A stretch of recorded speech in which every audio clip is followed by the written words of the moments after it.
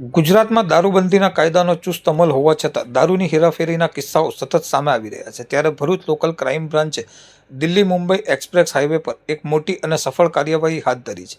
પોલીસને ચોક્કસ બાતમી મળી હતી કે હાઈવે પર કારેલા ગામ નજીક આવેલ 306 નંબરના ખુલ્લા રેસ્ટ પાર્કિંગમાં એક શંકાસ્પદ આઈસર ટ્રક પાર્ક કરેલ છે, જેમાં વિદેશી દારૂનો મોટો જથ્થો છુપાવવામાં આવ્યો છે. આ બાતમીના આધારે એલસીબીની ટીમે તાત્કાલિક ઘટના સ્થળે પહોંચીને કાયદેસરની કાર્યવાહી શરૂ કરી હતી.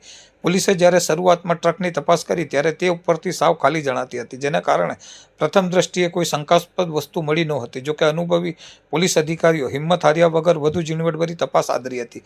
આ દરમિયાન ટ્રકના કેબિનના પાછળના ભાગમાં ખાસ વૈજ્ઞાનિક ઢબે તૈયાર કરાયેલું અંદાજે 2.5 ફૂટ પહોળું અને 7 ફૂટ લાંબુ એક ગુપ્ત ચોરખાનું મળી આવ્યું હતું. આ ગુપ્ત ખાનું ખોલતા જ પોલીસ અધિકારીઓ પણ ચોંકી ઉઠ્યા હતા, કારણ કે તેમાં પ્રતિબંધિત વિદેશી દારૂના બોક્સ ખૂબ જ ચાલાકીપૂર્વક ગોઠવીને સંતાડવામાં આવ્યા હતા.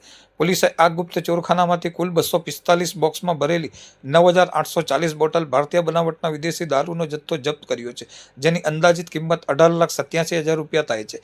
આ ઉપરાંત દારૂની હેરફેરમાં ઉપયોગમાં લેવાયેલી આઈસર ટ્રક કે જેની આશરે કિંમત રૂપિયા 8 લાખ છે, તે સહિત કુલ 26,87,000 રૂપિયાનો મુદ્દામાલ પોલીસે કબજે લીધો છે.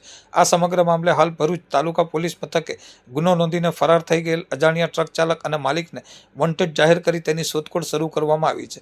આ દારૂનો જથ્થો ક્યાંથી લાવવામાં આવ્યો હતો અને ગુજરાતમાં કોને પહોંચાડવાનો હતો તે દિશામાં પોલીસે તપાસના ચક્રો ગતિમાન કર્યા છે.